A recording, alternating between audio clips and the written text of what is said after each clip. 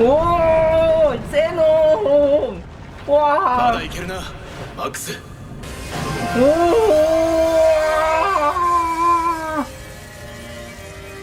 哇！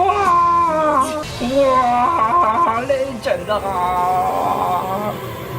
又係幾耐冇出現過喎呢隻嘢，罕見之物啊！哇！好有型啊！哇！好好睇！哇！今次睇完呢3集嘅 Ultra Galaxy Fight 咧，真係不得了，唔寫翻個影評咧去講咧，都好似對唔住自己咁。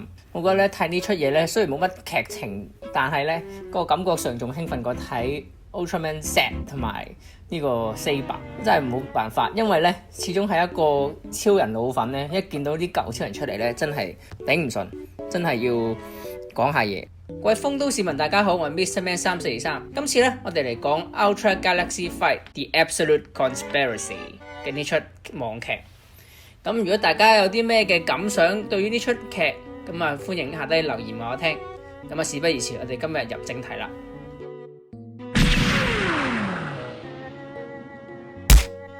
可能對一眾嘅新 fans 嚟講啦，即係呢啲超人咧冇乜感情，因為可能你係睇由 X 啊、Ginga 呢啲開始睇嗰啲咧，去到 Obu 可能你見翻阿 Juggler 出嚟呢啲，你就會覺得好感動。但係咧，當我哋呢啲老粉咧，由可能90年代啊、80年代已經開始追起嘅，真係呢啲哇，超人 G 啊、Power 啊、Neos 啊呢啲咧出嚟咧，真係不得了。咁不如就由唔同嘅角色分配，咁我哋去講下佢嘅特色啦。咁啊，首先我哋講下超人80嘅呢個主線先。哇，仲有超人80同埋 Ulian 咧都難得嘅大活躍，因為咧超人80啦，咁啊大家見得多，但係 Ulian 咧其實咧係喺佢嘅 TV 當中咧就係出現過1-2幕嘅啫，竟然咧今次咧攞翻出嚟咧真係哇犀利！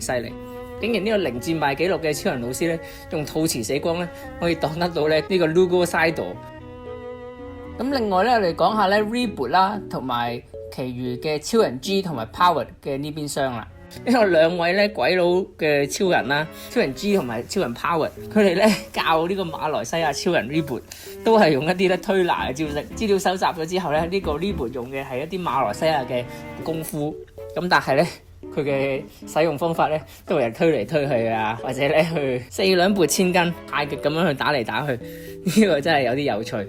果然咧同埋名師出高徒，亦都不得不提啊 Power 咧嘅英文配音咧係揾翻咧阿 Kane Kosugi， 即係咧佢原本咧個演員嚟配音嘅，不過咧就喺英文版嗰度出現。原谷嘅 online marketing 竟然逼人咧要睇埋英文版多一次，呢個真係好犀利。呢個我哋之後如果有機會去再講原谷嘅 online marketing 咧，我哋可能之後去再補充，你揾一期去講啦。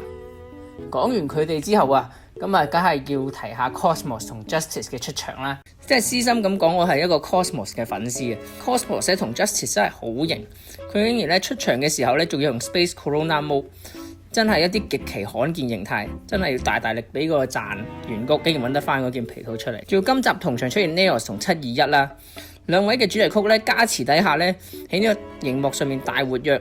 咁啊，雖然兩位咧招式咧唔講得上啲咩華麗，但係咧因為配樂咧令到成件事都冇管動啊！哇，好好睇！咁同埋去到今集啦 ，Cosmos 同 Justice 咧以呢個姿態出現咧，雖然咧都估到佢咧會進化成合體成為 Legend 噶啦，但係咧真係估唔到咧，哇個魄力真係會大到咁樣樣，好似自 Cosmos 第3套電影出現過一次之後咧，就可能喺 PS2 嘅 Fighting Evolution 3咧度見過 Legend 嘅身影啦。哇！但係今次之後啊，竟然再有機會喺熒幕上見到佢咧，真係好開心！真係睇完一次，哇！又睇完再另外一次，都係會繼續係咁話嘅。不過睇嚟咧，似乎咧佢哋兩個角色咧，去到今次呢一個章節咧，就會冇得再機會出現啦。咁咧唔知之後落嚟嗰6集，佢哋仲會唔會有機會再蒲頭咧？咁啊，拭目以待。仲有咧特別地咧，點解 Cosmos Justice 會同 Neos 啊721佢哋擺埋一齊咧？其實咧係有一個故事嘅，因為當年喺2001年到2002年間，主角杉本太陽出現有啲緋聞，所以咧令到 Cosmos 呢一個番組咧停播。咁而中間咧原谷為咗咧去攝時間咧，咁咧就去啟動咗咧 Neos 同埋721咧呢個番組，咁咧嚟喺呢段時間度播出。咁所以今次咧佢特登去配合翻嘅時候咧 ，Cosmos 同 Justice 咧去報恩俾 Neos 嘅幫忙咁樣樣，唔知大家認唔認同咧？咁啊講完以上嗰啲，就翻嚟 Max 嗰條路線啦。哇 Max 嗰個路線咧又係好慘嘅。Max 咧喺新平成咧出場咁多次咧，次次咧都係咧唔係就係俾人恰啦，就俾人打巢，根本咧配唔上咧佢原本咧佢嗰個最快最強嘅嗰個名號。咁啊講到佢咧一開始咧就俾呢個 Slan Sage 咧就植入咗咧一啲 Goddess Cyborg 去培養呢一隻 Margaology。哇！竟然咧係 Margaology 嘅蛋喎，Margaology 咧係柯部入邊咧出現過佢隻魔王獸嘅即係個主體啦，基本上咁啊，竟然今次咧會係賴咗落 Margaology。仲有 Goddess Cyborg 咧係超人 G 入邊嘅一啲惡勢力細胞，咁咧附身喺人嘅當中咧會變成怪獸嘅，竟然咧炒翻啲佢哋所謂嘅即係陳年嘅黑歷史設定咧嚟去運用。另外就係 Max 嘅好朋友 Zenon 啊，因為 Zenon 咧又係一隻咧出場少到冇乜機會見到嘅一隻超人。佢咧有人喺網上面合計過咧，佢出場次數咧係得210秒嘅啫。咁啊真係今次有機會俾佢大顯身手，仲去救佢好朋友。今次真係哇，又係一個好好睇、冇預兆嘅一個安排，真係好屈機、好震撼人心。最驚喜咧係最尾銀河拯救隊嘅隊員咧，竟然有 Melos 同埋 Jet 咧電影版出現過嘅嗰隻守護怪獸。咁啊唔知咧原谷想安排啲乜嘢嘅情節咧，去鋪路俾日後嘅呢個 Galaxy Rescue Force 啦。好啦，去到呢個片尾最後啦，你會見到咧呢個超人王出現。咁啊，超人王咧似乎都感應到咧有啲事情嘅發生。咁究竟咧會係點樣鋪落去下一章嗰度咁講咧？咁我都真係好期待超人王亦都會唔會 show off 佢嘅招式啦。因為咧超人王咧都好耐冇出過任何嘅招式嚟打怪啦。對上一次應該係 Jet 入邊咧，佢去救咗其他宇宙，咁但係咧佢都冇乜點樣打過交。咁啊唔知佢今次呢出咁樣嘅 Ultra Galaxy Fight 會唔會大顯身手咧？講完角色，我哋講下咧，不如呢一出嘢有咩值得抵讚啊，或者有咩值得留意嘅啲地方？有好多觀眾咧都喺度估緊咧，究竟而家呢個時間線嘅位置喺邊度？因為由於咧有好多唔同嘅線索，譬如我哋見到咧女王嘅星球嘅嗰棵世界樹咧仲喺度嘅。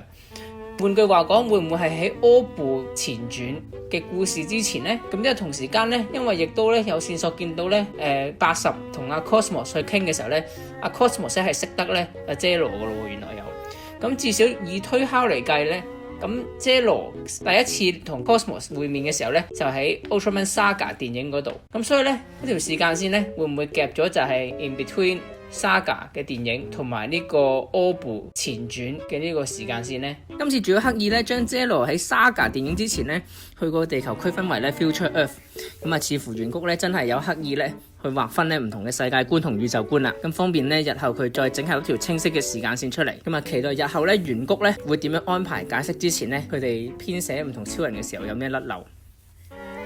喂，但睇嚟咧，今次原谷個野望都好大喎，佢將好多唔同嘅世界觀咧，去撈埋一齊，譬如柯部啊、M78啦，今次就咁啊，仲有其他 Cosmos 啊、Justice 嘅呢啲角色咧嘅世界觀都拉埋一齊嚟講，都不得不提咧，佢運用 OP 嘅呢個情況真係好好喎，用得每一次咧呢啲超人咧出嚟咧播一播佢 OP 咧，哇！真係乜嘢嘅回憶都燃點翻晒起嚟。好，其他咧嗰啲細節啊，或者其他嗰啲資訊咧都有，其實好多人都有唔同嘅補充噶啦。咁啊，呢次純粹係我呢個感性嘅觀後感。咁啊，大家如果想期待我講多啲可能呢啲資料啊，或者去補充翻啲角色設定嗰啲咧，咁啊不妨喺下底留言啦。咁我睇下會唔會之後咧有機會再去做一期類似嘅題目。但係呢出 Ultra Galaxy Fight 咧，我只會話真係不得了。如果你細個係一個超人 fans 嘅時候咧，真係去睇呢出嘢咧，你真係會不得不慨嘆，真係原谷肯 put 呢個 effort 落去做一出咁嘅嘢。喂，咁今日嘅影片就嚟到呢度咯喎，咁中意嘅就俾 like 同埋 share 出去，有啲咩嘅話可以喺下底留 comment 話我知，同時間亦都 subscribe 我 channel 啊，我哋下條片見，拜拜。